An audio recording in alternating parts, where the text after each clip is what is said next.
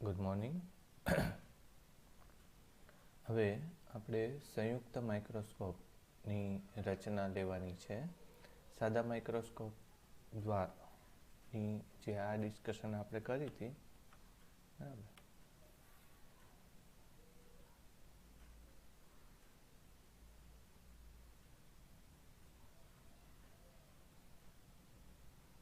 આજે સાદા માઇક્રોસ્કોપ માટે ચર્ચાઓ કરી હતી એના જેમ જ એક મિનિટ કરેક્ટ એના જેમ જ આપણે સંયુક્ત માઇક્રોસ્કોપ લેવાનું છે. સંયુક્ત માઇક્રોસ્કોપ કયા પેજ ઉપર છે? પેજ નંબર 338 ઉપર. એની માટેની આકૃતિ આવી છે. આકૃતિ એકવાર હું ઝડપથી સમજાવી દઉં. અહીંયા આપણે પહેલી એક વસ્તુ જે ખૂબ નાની છે એ વસ્તુને આપણે મોટી બનાવવાની છે. તો આ વસ્તુ, આને જેને આપણે વસ્તુ કાચ કહીએ છીએ અથવા તો ઓબ્જેક્ટિવ કહીએ છીએ, એના લગભગ કેન્દ્ર ઉપર મૂકવામાં આવે છે અથવા તો ફોકલ લેન્થ ઉપર મૂકવામાં આવે છે, કેન્દ્ર લંબાઈ ઉપર. એટલે એના દ્વારા જે મળે છે એ પ્રતિબિંબ આમ તો અનંત જેટલું મોટું મળવું જોઈએ. પણ જો કેન્દ્ર અને વક્રતા કેન્દ્રની નજીક હોય, કેન્દ્રની નજીક અને વક્રતા કેન્દ્ર અને કેન્દ્રની વચ્ચે હોય, તો એ પ્રતિબિંબ આવી રીતે સાચું અને ઉલટું ઉપરાંત મોટું મળે છે. તો H' એ વસ્તુ કાચ એટલે કે ઓબ્જેક્ટિવે બનાવેલું પ્રતિબિંબ છે, જે H કરતાં મોટું, સાચું અને ઉલટું મળે છે. હવે નેત્ર કાચ એટલે કે આઈપીસ આપણે એની પાસે એવી રીતે ગોઠવવાનો છે કે જેથી કરીને આ પ્રતિબિંબ નેત્ર કાચના કેન્દ્ર લંબાઈની સેજ અંદર અથવા તો એની ઉપર રચાય. તમને ખબર છે કે કેન્દ્ર લંબાઈની અંદર પ્રતિબિંબ જ્યારે રચાતું હોય કે વસ્તુ આવતી હોય ત્યારે એ સાચું પ્રતિબિંબ આભાસી પ્રતિબિંબ અને મોટું પ્રતિબિંબ રચી આપે છે. એટલે આ જે બીજી આકૃતિ છે એ તો સાદા માઇક્રોસ્કોપ માટેની રચના છે. પહેલી આકૃતિમાં શું કર્યું આપણે એવું જોયું કે સાદું માઇક્રોસ્કોપ લગભગ 9 ગણું મોટવણી આપી શકે છે, એનાથી વધારે મેગ્નિફિકેશન નથી આપી શકતું. એ કરવા માટે એક બીજી આપણે શરતનું પાલન પણ લઈ જોવું જોઈએ. આ તો જો કે થોડા ટાઈમ પહેલાં કરેલું છે. ઓકે, સાદા માઇક્રોસ્કોપ માટે મેગ્નિફિકેશન આવું હતું: m d/f આવું હતું. એટલે fની કિંમત જેટલી બને એટલી નાની રાખો તો mની કિંમત મોટી મેળવી શકાય, બરાબર. હવે fની કિંમત નાની રાખવા માટે બે ઓપ્શન છે. એક તો જે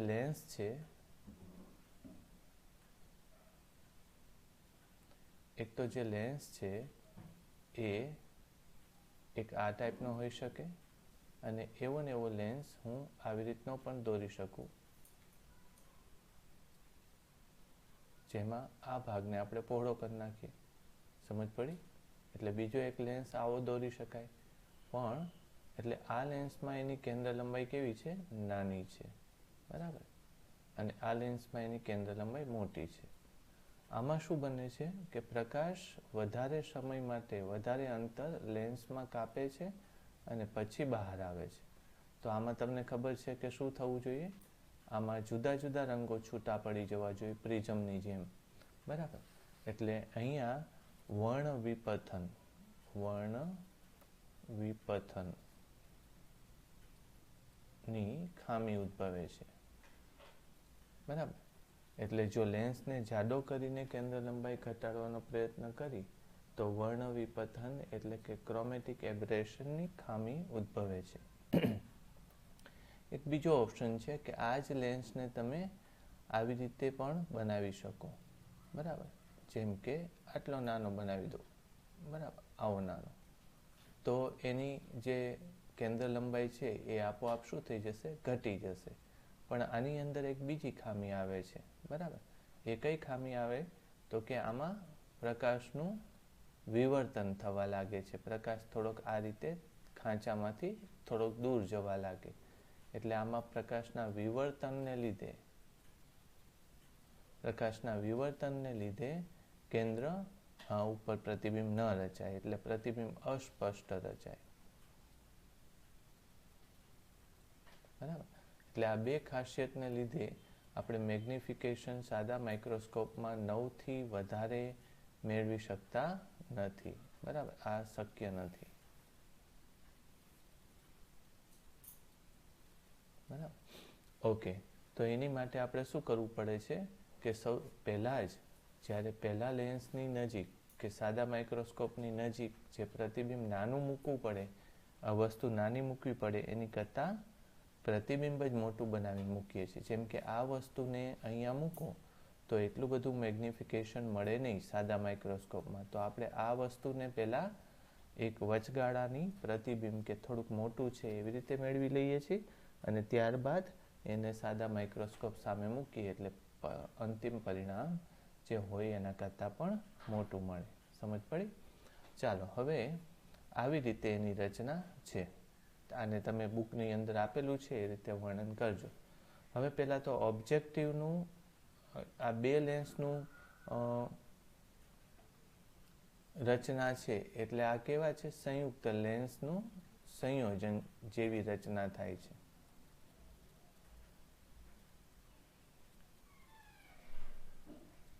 લેન્સના સંયોજનમાં તમને ખબર છે કે એનું પરિણામી મોટવણી લેવી હોય તો જેટલા લેન્સ વાપર્યા હોય એમની મોટવણીના મલ્ટિપ્લિકેશન એટલે કે ગુણાકાર બરાબર હોય છે. આમાં M1ની જગ્યાએ શું લખી શકાય? એટલે અહીંયા જો માઇક્રોસ્કોપમાં વાત કરે તો આમાં MO અને ME એવું લખવામાં આવે છે. MOનો અર્થ શું છે? તો કે ઓબ્જેક્ટિવની મોટવણી. ઓબ્જેક્ટિવની મોટવણી કેટલી થશે? તો ઓબ્જેક્ટિવની મોટવણી માટે જુઓ, આકૃતિ જુઓ, શું થશે? H' ભાગ્યા H જેવું કંઈક લેવું પડશે. ઓબ્જેક્ટિવની મોટવણી કેટલી થાય? H' ભાગ્યા H જેવું કંઈક લેવું પડે. બરાબર, આ આપણે ત્રીજું પરિણામ. ચાલો, હવે H' એટલે કેટલું થશે એ પહેલાં જોઈએ. બરાબર, હવે આમ બે વસ્તુ આપણે લઈ લઈએ. એક તો હું આ ત્રિકોણ લઈ લઉં. આ ત્રિકોણમાં tan બીટા બરાબર H' ભાગ્યા B1 B'. ને આપણે L કહેશું. બરાબર, એટલે tan બીટા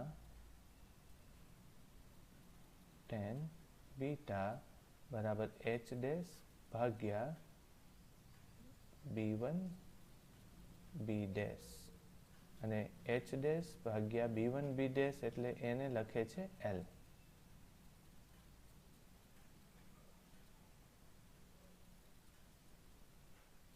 આવું લીધેલું છે અત્યારે સમજવા માટે, રાઈટ?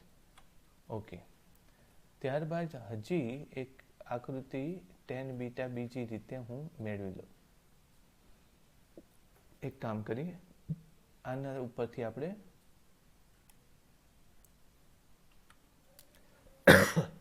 H' મેળવી લઈએ.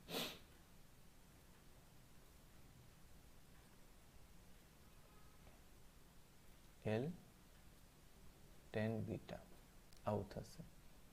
આને સમીકરણ નંબર 4 કહીએ. થોડી વાર હજી tan બીટા હું આમાંથી મેળવું, કારણ કે આ સામસામેના ખૂણા બીટા જ થશે. આ રેખા અને આ રેખા વચ્ચેનો ખૂણો બીટા થશે. તો tan બીટા બરાબર આટલી ઊંચાઈ એટલે AB ભાગ્યા આટલી લંબાઈ એટલે FO. આટલી ઊંચાઈ એટલે એને H કહેશું ભાગ્યા FO કહેશું. સમજ પડી? એટલે tan બીટા બરાબર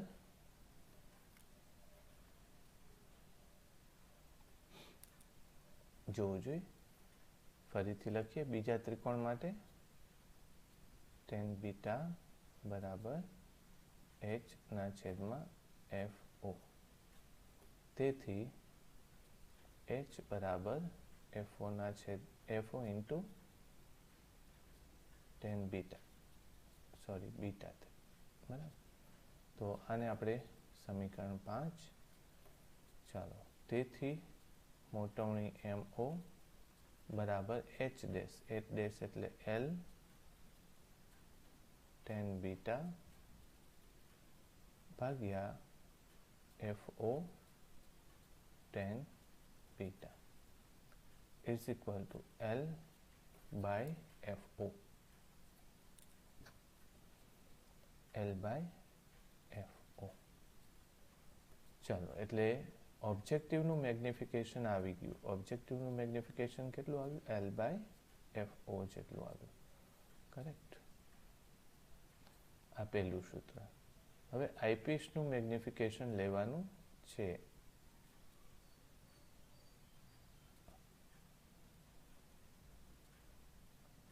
આઈપીસનું મેગ્નિફિકેશન તમને ખબર જ છે કે આઈપીસ એક સાદું માઇક્રોસ્કોપ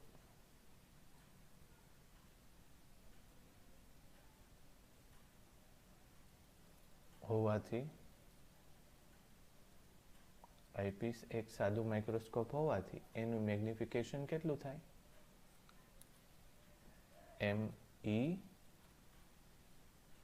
ME બરાબર 1 આવું લીધેલું, બરાબર.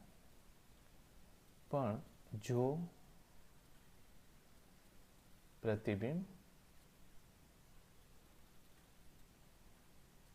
અનંત અંતરે કે મોટામાં મોટું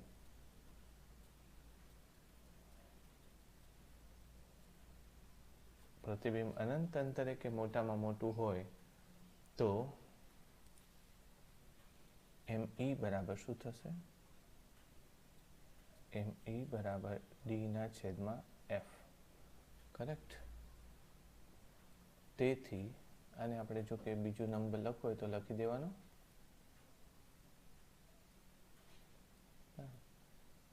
તેથી સમીકરણ 1 ઉપરથી સંયુક્ત માઇક્રોસ્કોપની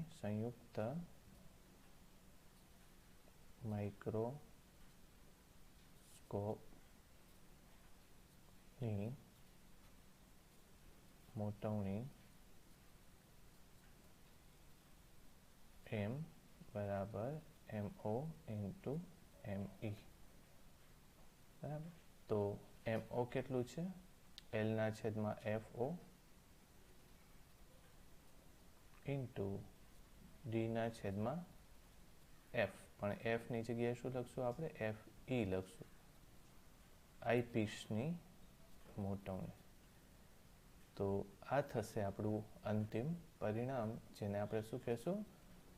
મેગ્નિફિકેશન ઓફ કમ્પાઉન્ડ માઇક્રોસ્કોપ, જે સંયુક્ત માઇક્રોસ્કોપનું મોટવણી છે, મોટવણીનું સૂત્ર છે. એવી રીતે લખી શકાય.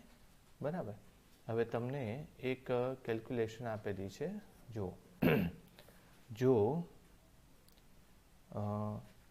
FO ની કિંમત 1 સેન્ટીમીટર, FE ની કિંમત 2 સેન્ટીમીટર હોય, બરાબર, તથા આઈપીસ અને ઓબ્જેક્ટિવ વચ્ચેનું અંતર, જેને આપણે L ને શું કહેવામાં આવે છે? L ટ્યુબ લેન્થ કહેવાય છે. શું કહેવાય છે? Tube length. ટ્યુબ લેન્થ એટલે આમ તો પહેલો લેન્સ અને બીજા લેન્સ વચ્ચેનું આમ અંતર હોવું જોઈએ. એને આમ તો ટ્યુબ લેન્થ કહેવાય, કારણ કે એને ટ્યુબની અંદર મૂકવાનું. પણ એકચ્યુઅલી તો શું કરવામાં આવે છે કે પહેલા કેન્દ્ર FOના કેન્દ્રથી FEના કેન્દ્ર વચ્ચેનું અંતર હોય છે. એને ટ્યુબ લેન્થ કહેવાય છે. ઘણીવાર આ સાચું નથી, 100% સાચું નથી. જો હું અત્યારે આમાં કહું કે અત્યારે આને એક્ઝેક્ટ કોની ઉપર મૂકેલો ગણવામાં આવે છે? FE ઉપર મૂકેલો ગણવામાં આવે છે. હકીકતમાં એ ઘણીવાર FE ઉપર ન પણ મૂકેલો હોય. બરાબર. જો ન મૂકેલો હોય તો પછી આ B1 થી B' એટલે જ્યાં પ્રતિબિંબ રચાયું હોય ત્યાંનું અંતર લેવાનું છે. આ FE કરતાં B' અંદર હોય છે, FEની અંદર હોય છે. અત્યારે એવું દેખાય જ છે, જુઓ તમે, આ એની અંદર છે. પણ મેં શું લઈ નાખ્યું છે? સીધું FE ઉપર જ આ પ્રતિબિંબ છે એવું લઈ નાખ્યું છે. અને જો કદાચ ન હોય તો આ સૂત્રમાં ફેર શું પડશે? આની જગ્યાએ શું આવશે? 1 + T/Fe એવું કંઈક આવશે, બાકી બીજો કંઈ ફેર પડવાનો નથી. એટલે ટ્યુબ લેન્થ જો 20 હોય, 20 સેન્ટીમીટર હોય, પછી આંખની આ ડી એટલે આંખની નજીક કેટલી વસ્તુ મૂકી શકો જેથી સ્પષ્ટ જોઈ શકે, તો એને આપણે નજીક બિંદુ કહેવાય છે. એ લગભગ 25 સેન્ટીમીટર જેવું હોય છે નોર્મલ હ્યુમન આઈ માટે.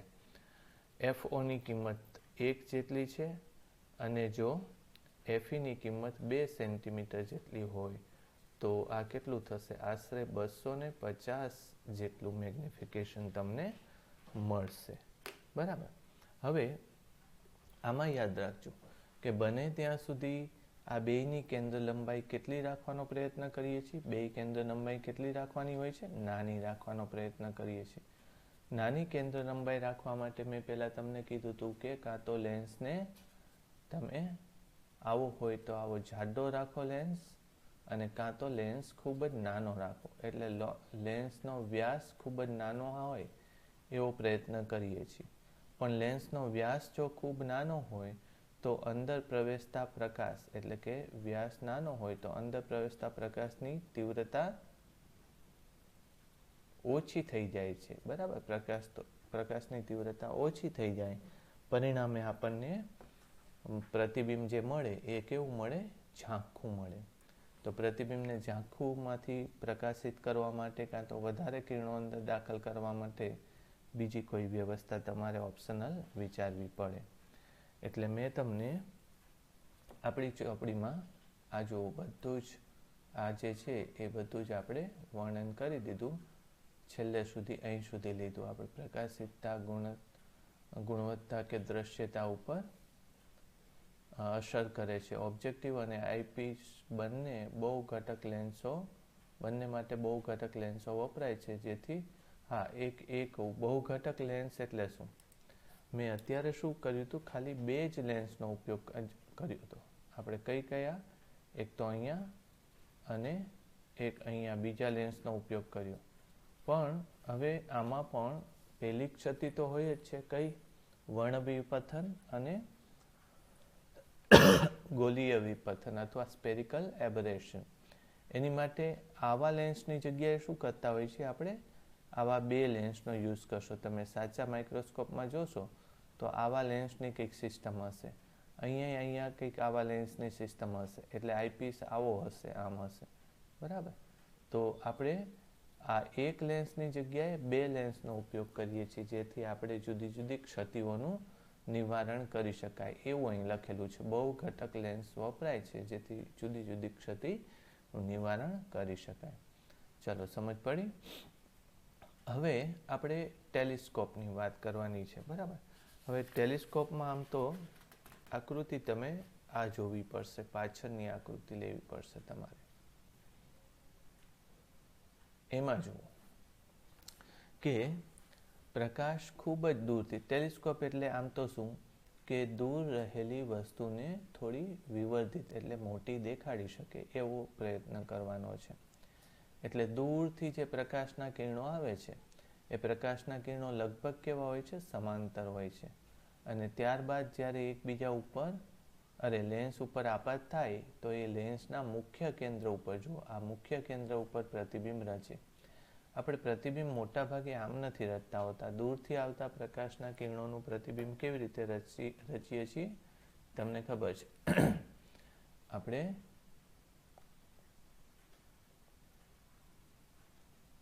ધારી લો કે લેન્સ છે,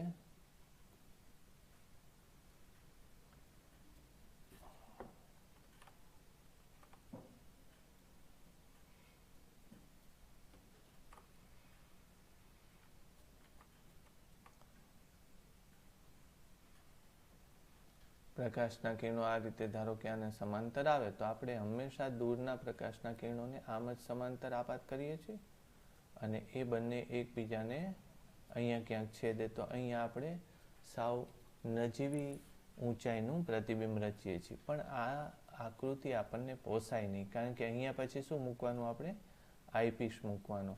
પછી એની ઊંચાઈ થોડીક દેખાડવી પડે, એટલે થોડીક મુશ્કેલી થાય.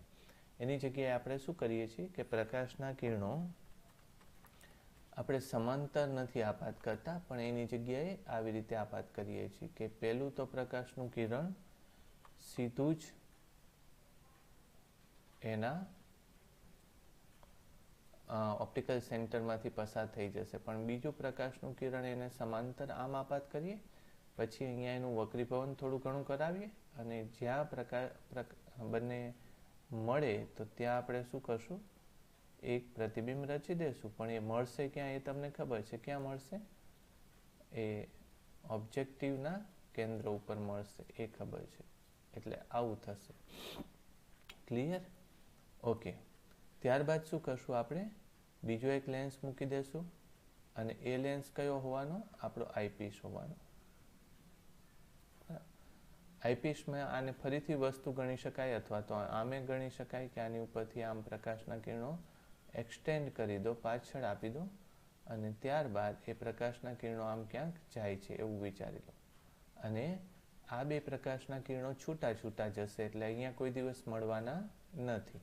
એટલે એને તમે બેક સાઈડ એટલે પાછળની બાજુ આમ એક્સટેન્ડ કરો બંનેને, છેવટે બંને ક્યાંક એકબીજાને મળી જશે, અને જ્યાં એકબીજાને મળે ત્યાં એ શું કરશે? પ્રતિબિંબ રચે. બરાબર? એટલે કંઈક આવી રચના છે. જુઓ તમે, મેં તમને કીધું ને કે આ પ્રકાશનું સીધું કિરણ જશે, આમ જશે, વાળી દો, અને આ બેને એક્સટેન્ડ કરો તો એ ખૂબ જ દૂર ક્યાંક એ પ્રતિબિંબ રચશે. ઓકે. હવે એ વસ્તુ સમજવા માટે એનું વર્ણન કંઈક અહીંયા આપેલું છે. જો આ બધું યાદ રાખજો કે ઓબ્જેક્ટિવ આઈપીસ બે લેન્સ હોય છે. ઓબ્જેક્ટિવની કેન્દ્ર લંબાઈ અને વ્યાસ આઈપીસના પ્રમાણમાં મોટા રાખવામાં આવે છે. ઓબ્જેક્ટિવની કેન્દ્ર લંબાઈ અને વ્યાસ બંને મોટા રાખીએ છીએ. એમાં દાખલ થઈને દ્વિતીય મુખ્ય કેન્દ્ર પાસે, કોના દ્વિતીય મુખ્ય કેન્દ્ર પાસે? ઓબ્જેક્ટિવના મુખ્ય કેન્દ્ર પાસે વાસ્તવિક પ્રતિબિંબ રચે છે. આઈપીસ તેનું વિવર્ધિત અંતિમ ઉલટું પ્રતિબિંબ રચે છે. અહીંયા આંખ સાથે આંતરેલ ખૂણો બીટા, વસ્તુ એ ઓબ્જેક્ટિવ સાથે આંતરેલ ખૂણો બીટા, ટેલિસ્કોપ. એટલે તમે સમજો, અહીંયા મેગ્નિફિકેશન મેળવવા માટે આપણે અહીંયા તમે જોશો તો વસ્તુની ઊંચાઈ દેખાતી નથી અને પ્રતિબિંબની પણ ઊંચાઈ નથી દેખાતી. એટલે આપણે શું કરશું કે આપણી આંખ સાથે અહીંયા જે મેગ્નિફિકેશન લેશું એ એંગ્યુલર મેગ્નિફિકેશન એને કહેવાશે. આ મેગ્નિફિકેશનને કેવું મેગ્નિફિકેશન કહેશું? એંગ્યુલર અથવા તો કોણીય મોટવણી એવું કહેશું. કોણીય મોટવણી માટે શું કહેશું કે પ્રતિબિંબે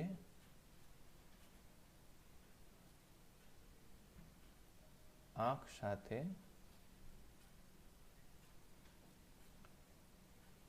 આંતરેલ કોણ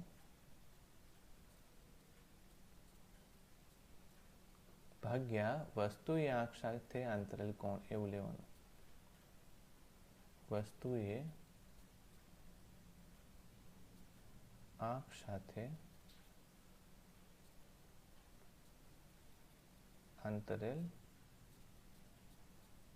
કોણ, આવું લેશું. તો અત્યારે પ્રતિબિંબે આંખ સાથે આંતરેલ કોણ કેટલો થાય? આ આકૃતિ તો ઠીક છે, પણ આપણે એક આમ પણ દેખાડી શકીએ સીધું જ. કરેક્ટ?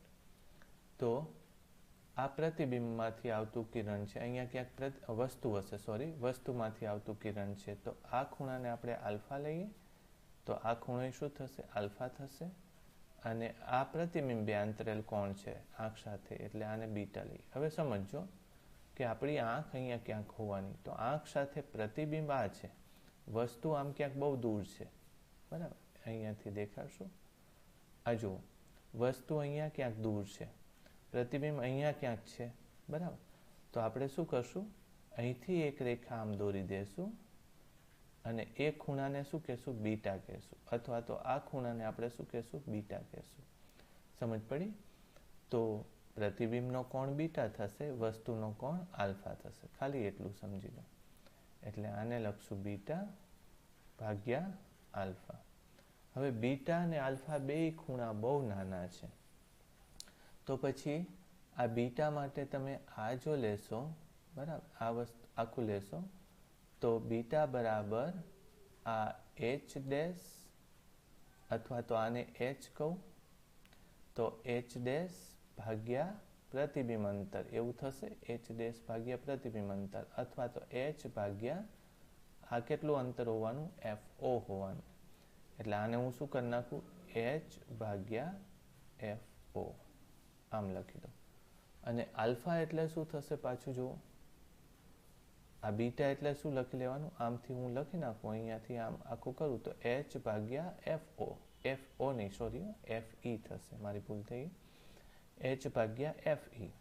અને આલ્ફા માટે શું લખી શકો, આ આલ્ફા તો આ આલ્ફા તો એચ ભાગ્યા એફ ઓ લખશો. આલ્ફા બરાબર એચ ભાગ્યા એફ ઓ ને બીટા બરાબર એચ ભાગ્યા એચ એફ ઈ. આવું થશે, આવું કંઈક આવશે. પરિણામે આને લખશો એફ ઈ ભાગ્યા એફ ઓ. લ્યો તો કંઈક આવું સૂત્ર તમારે રચાય, બરાબર. તો એફ ઓ મેં ઊંધું લખ્યું, એફ ઓ ભાગ્યા એફ ઈ, બરાબર. એટલે મેગ્નિફિકેશન સાદા માઇક્રોસ્કોપ અરે ટેલિસ્કોપ માટે એફ ઓ ભાગ્યા એફ ઈ થાય. હવે એમાં જો આપણે કેન્દ્ર લંબાઈ ધારો કે કોઈ પણ લેન્સની 100 સેન્ટીમીટર હોય, અહીંયા ગણતરી કરીએ, ધારો કે 100 સેન્ટીમીટર ઓબ્જેક્ટિવની કેન્દ્ર લંબાઈ છે, આઈપીસની 1 મિલીમીટર છે, એટલે ધારો કે 0.1 સેન્ટીમીટર છે, તો એ કેટલું મેગ્નિફિકેશન આપી શકે છે, 1000 જેટલું તમને મેગ્નિફિકેશન આપી શકે, બરાબર. આવી કંઈક કેલ્ક્યુલેશન થાય. અથવા તો 1 સેન્ટીમીટર હોય, તમારી ચોપડીમાં 1 લખેલું છે, તો આ કેટલું મળશે તમને, 100 ગણું મેગ્નિફાય એ પ્રતિબિંબને કરી શકે. સમજ પડી? ચાલો હવે માઇક્રોસ્કોપ કયા કયા ટાઈપના હોય તો થોડુંક વર્ણન અહીંયા બુકમાં છે, બરાબર, એ જો.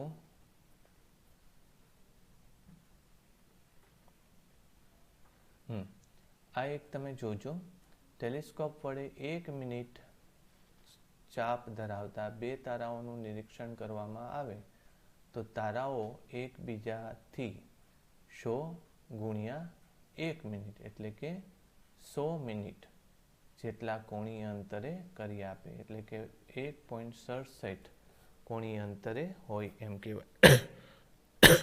એ હું સમજાવું. મેગ્નિફિકેશન 100 આવ્યું તો હવે તમે ફરીથી પાછું આને આમ લખી શકશો,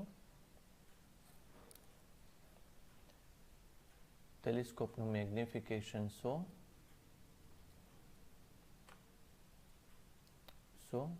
તો એનો અર્થ શું છે કે is equal to beta by alpha.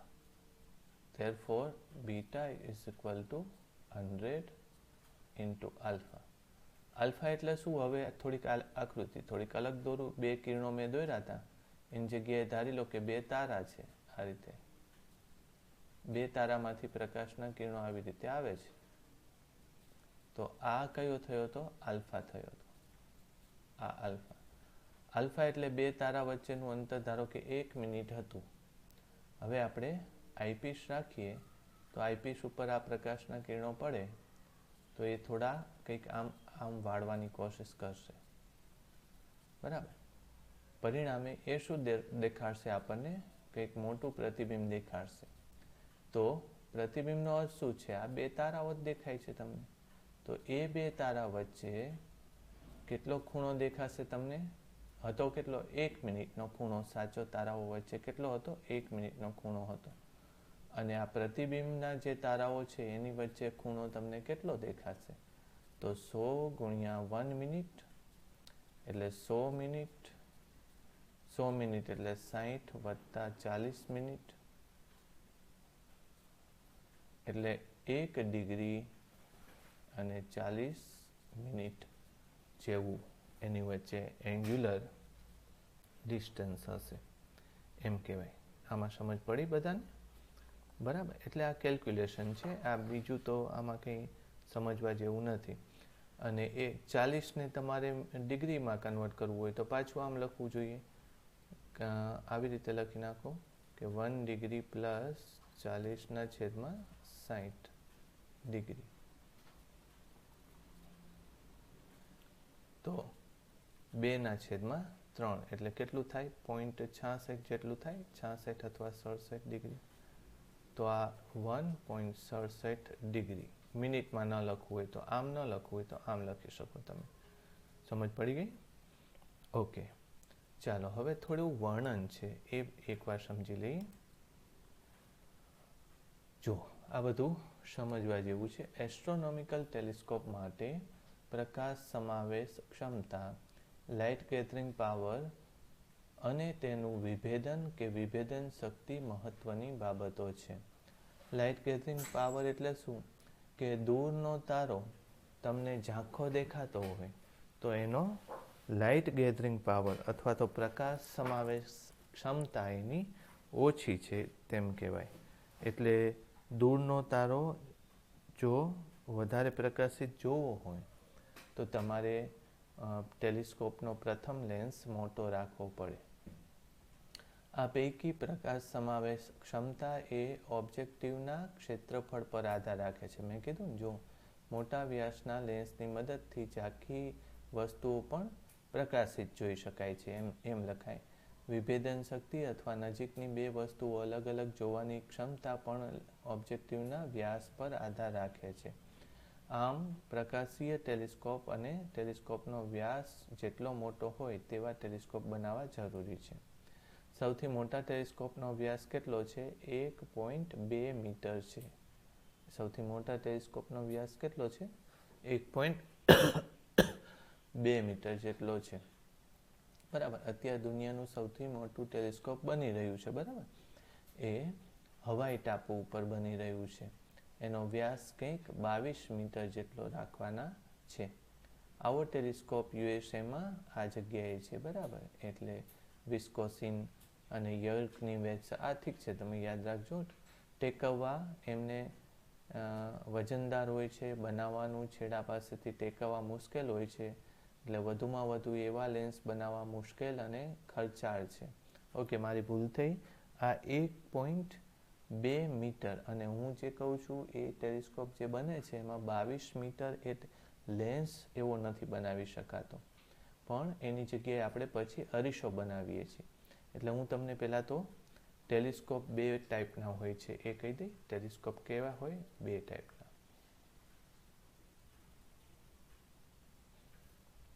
એક તો લેન્સ દ્વારા બનતા ટેલિસ્કોપ છે અને બીજા તો અરીસા દ્વારા બનતા ટેલિસ્કોપ છે. એટલે ઓબ્જેક્ટિવ, એનો ઓબ્જેક્ટિવ જો લેન્સનો બનેલો હોય અને એનો ઓબ્જેક્ટિવ જો અરીસાથી બનેલો હોય તો આવા ટેલિસ્કોપને આપણે શું કહીએ છીએ? કે રિફ્લેક્ટિવ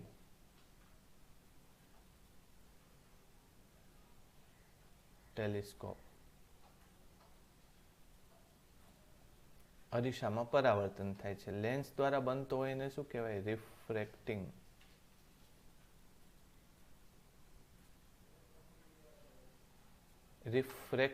રિફ્રેક્શન એટલે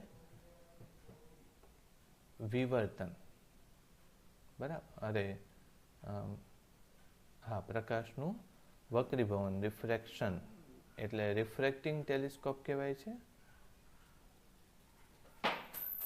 અને રિફ્રેક્ટિવ કહેવાય છે.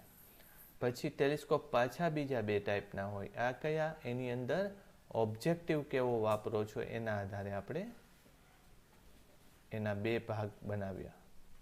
કયો વાપરવાની વધારે જરૂર છે? આ. કારણ કે એમાં પેલી 2 ખામી કઈ? ક્રોમેટિક એટલે વર્ણ વિપથન, વર્ણ અને ગોલીય વિપથન નીકળી જાય છે. ખામી નીકળી જાય છે, આમાં હોય છે. એટલે આ લેન્સ બહુ વપરાતા નથી. એટલે એમાં લખેલું છે જો ભારે લેન્સ ખૂબ જ વજનદાર અને ટેકવવું મુશ્કેલ હોય છે. આવા લેન્સ ખૂબ જ ખર્ચાળ અને વર્ણ વિપથન અને વિકૃતિ, આ ખોટું છે, વર્ણ વિપથનથી અને વિકૃતિથી મુક્ત હોય. વિકૃતિ એટલે આમ તો વક્ર ભાગ થાય છે, એ આમાં થોડુંક લખવામાં ભૂલ લાગે છે. એટલે લેન્સને બદલે અરીસાનો ઉપયોગ થાય છે, બરાબર. એને પરાવર્તક અથવા તો રિફ્લેક્ટિંગ ટેલિસ્કોપ કહેવાય છે. એના ફાયદા શું છે? પ્રથમ તો એનો ફાયદો, અરીસા માટે વર્ણ વિપથન હોતું, એની કેન્દ્ર લંબાઈ આપણે ઓછી રાખવી હોય તો આ વર્ણ વિપથન થતું નથી, કારણ કે એમાં પ્રિઝમ નથી બનતો, બરાબર. પ્રિઝમ નથી, એ પરાવર્તન જ કરે છે. બીજું, પારવલયિક પેરાબોલિક પરાવર્તિક સપાટીનો ઉપયોગ કરવામાં આવે તો ગોલીય વિપથનની ખામી પણ નાબૂદ થઈ જાય.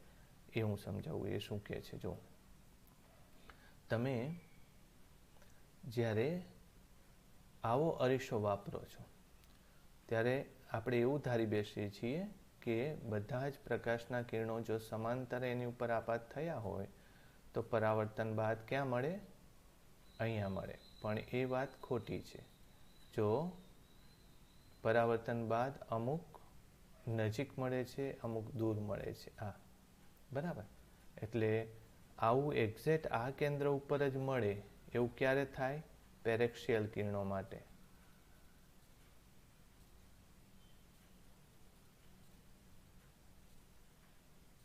એ ક્યારે થાય છે? પેરેક્સિયલ કિરણો માટે જ થાય છે, એ સિવાય પોસિબલ નથી.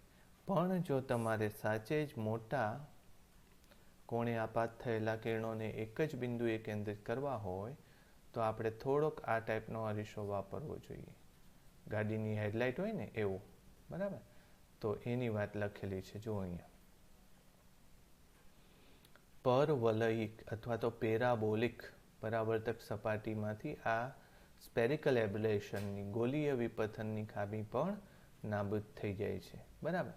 એટલે ગોલીય વિપથન એટલે શું? કે સીધી જે વસ્તુ હોય છે એ સાચે તમે અરીસા દ્વારા જોવા જાઓ તો એ થોડીક આવી દેખાય તમને, બરાબર. થોડીક વચ્ચેના ભાગથી ઉપસી ગયેલી દેખાય. એને આપણે શું કહીએ છીએ? સ્પેરિકલ એબરેશન કહેવાય છે.